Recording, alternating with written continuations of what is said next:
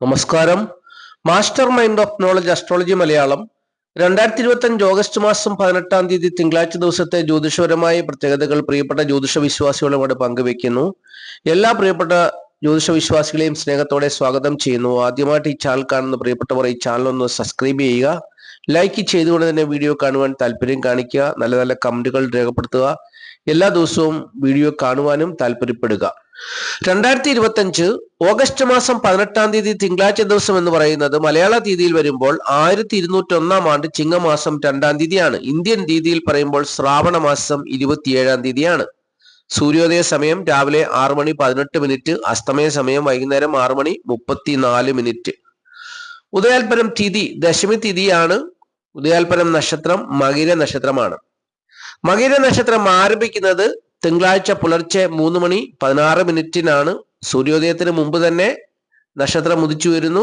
മകര നക്ഷത്രം ആരംഭിക്കുന്നത് തിങ്കളാഴ്ച പുലർച്ചെ 3:16 അവസാനിക്കുന്നത് ചൊവ്വാഴ്ച പുലർച്ചെ 2:05. അപ്പോൾ ഈ സമയത്ത് ജനിക്കുന്ന കുട്ടികൾ മകര നക്ഷത്ര ജാതകരാണ്. മകര നക്ഷത്രത്തിന്റെ പ്രത്യേകത, അതിന്റെ ആദ്യത്തെ 2 പാദങ്ങൾ ഇടവക്കുറിലും പിന്നീടുള്ള 2 പാദങ്ങൾ മിഥുനക്കുറിലുമായിട്ടാണ് ജ്യോതിഷം ക്രമീകരിച്ചിരിക്കുന്നത്. അപ്പോൾ അതിന്റെ സമയം അറിയുക. തിങ്കളാഴ്ച പുലർച്ചെ 3:16 മുതൽ തിങ്കളാഴ്ച ഉച്ച കഴിഞ്ഞ് 3:16 വരെയുള്ള സമയം ഇടവക്കുറിൽപ്പെട്ട മകരൻ 2 പാദ നക്ഷത്ര സമയമാണെന്നുള്ളത് അറിഞ്ഞുകൊള്ളുക. തിങ്കളാഴ്ച ഉച്ച കഴിഞ്ഞ് 3:16 മുതൽ നക്ഷത്രം അവസാനിക്കുന്ന ചൊവ്വാഴ്ച പുലർച്ചെ 2:05 വരെയുള്ള സമയം മിഥുനക്കുറിൽപ്പെട്ട മകരൻ 2 പാദം നക്ഷത്ര സമയമാണെന്നുള്ളതും അറിഞ്ഞു കൊടുക്കുക. അപ്പോൾ ഇനി നമ്മൾ ചിന്തിക്കേണ്ട വിഷയം, തിങ്കളാഴ്ച ദിവസം മകര നക്ഷത്രം ഏതൊക്കെ നാളുകാരുടെ ജീവിതത്തിലാണ് അനുകൂലമായി വരുന്നത്, അല്ലെങ്കിൽ അനുകൂലമായ നേട്ടങ്ങളെ കൊടുക്കുന്നത്, അല്ലെങ്കിൽ സൗഭാഗ്യമായ ജീവിതാനുഭവങ്ങളെ കൊടുക്കുന്നത് എന്നുള്ളതാണ് ചിന്തിക്കുന്നത്.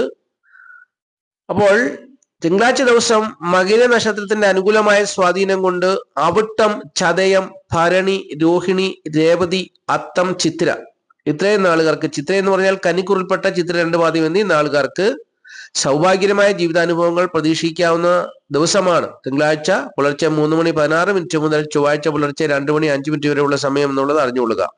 അപ്പോൾ ഇവർക്ക്, ഈ നാളുകാർക്കാണ് നേട്ടം. അവിട്ടം, ചതയം, ഭരണി, രോഹിണി, രേവതി, അത്തം, ചിത്തിര ഇത്രയും നാളുകാർക്കാണ് നേട്ടമുള്ളത് എന്നുള്ളത് അറിഞ്ഞുകൊള്ളുക.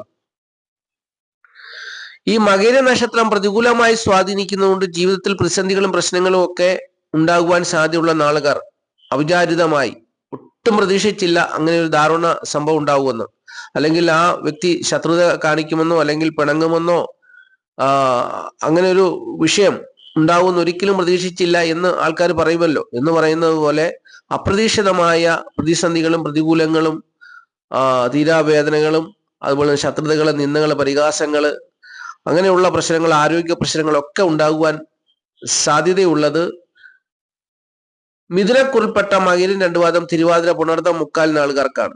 അവർക്ക് തിങ്കളാഴ്ച ഉച്ച കഴിഞ്ഞ് 3:16 വരെ ചന്ദ്രൻ 12 കൂടി സഞ്ചരിക്കുന്ന സമയമാണ്.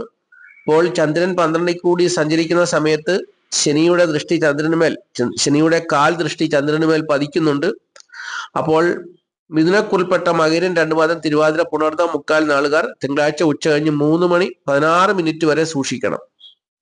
ആ സമയം വരെയും സൂക്ഷിക്കണം. ആ സമയം വരെയും പ്രകൃതിക്ഷോഭത്തിൽ കൂടിയോ എന്തെങ്കിലും ഒക്കെ അവർക്ക് പ്രതിസന്ധികളും ഒക്കെ വന്നു ചേരാൻ സാധ്യതയുണ്ട്. സൂക്ഷിക്കേണ്ട സമയമാണ്. ചന്ദ്രൻ 12 കൂടിയാണ് സഞ്ചരിക്കുന്നത്.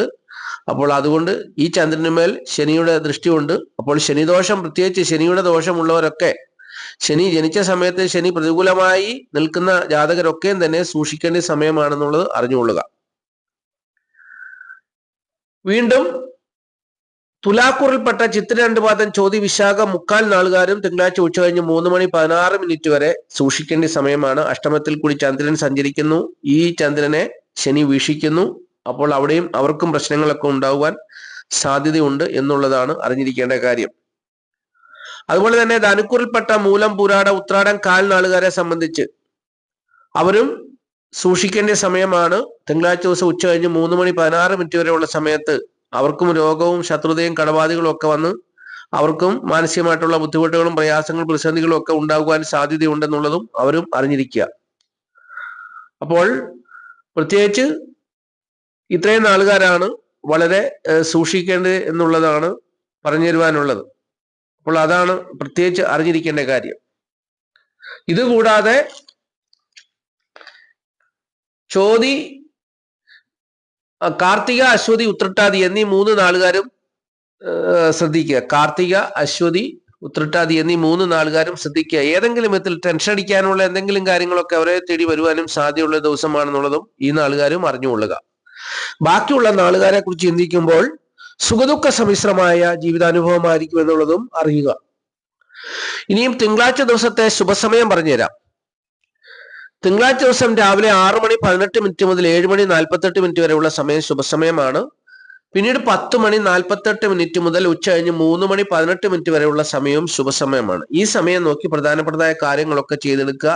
അപ്പോൾ തീർച്ചയായിട്ടും ജീവിത വിജയം ഉണ്ടാകുമെന്നാണ് ജ്യോതിഷം പറയുന്നത്. സംഖ്യാശാസ്ത്രം പറയാം. സംഖ്യാശാസ്ത്രം പറയുന്നത് ഇംഗ്ലീഷ് മാസ തീയതി വെച്ചാണ്. തീയതി 18 ഒറ്റസംഖ്യ ആക്കുമ്പോൾ 9 വരും. ഏതൊരു മാസം 9, 18, 27 എന്നീ തീയതികളിൽ ജനിച്ചവർക്ക് അനുകൂലമായ ഒരു ദിവസമാണ്.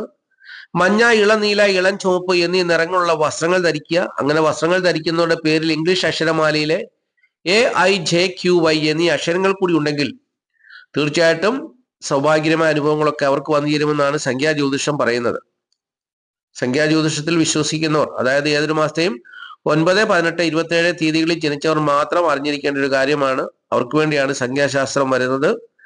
അപ്പോൾ ഈ സംഖ്യാശാസ്ത്ര പ്രകാരം അവർക്ക് അനുകൂലമായ ദിവസമാണ്. മഞ്ഞ, ഇളനീല, ഇളം ചുവപ്പ് എന്നീ നിറങ്ങളുള്ള വസ്ത്രങ്ങൾ ധരിക്കുമ്പോൾ അവർക്ക് കൂടുതൽ ഉത്കൃഷ്ടമായ ജീവിതാനുഭവങ്ങൾ അവരെ തേടി വരുമെന്നാണ് പറയുന്നത്. പ്രത്യേകിച്ച് പേരിൽ ഇംഗ്ലീഷ് അക്ഷരമാലയിലെ AIJQY എന്നീ അക്ഷരങ്ങൾ ഉണ്ടെങ്കിൽ അവർക്ക് തീർച്ചയായിട്ടും കൂടുതൽ സൗഭാഗ്യം വന്നു ചേരുമെന്നാണ് സംഖ്യാജ്യോതിഷം പറയുന്നത്.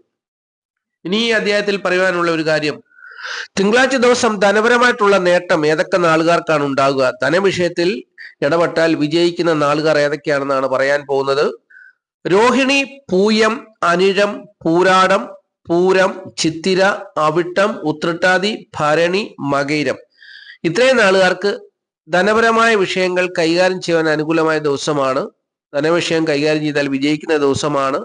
ധനപരമായിട്ടുള്ള നേട്ടം പ്രതീക്ഷിക്കാൻ കൊടുത്തുവാങ്ങലിന് അനുകൂലമായ ദിവസമാണ്. അങ്ങനെ ധനം വെച്ചുള്ള ഏത് കാര്യത്തിലും വിജയം കൈവരിക്കാൻ കഴിയുന്ന ഒരു ദിവസമായിരിക്കും തിങ്കളാഴ്ച ദിവസം എന്നുള്ളത്.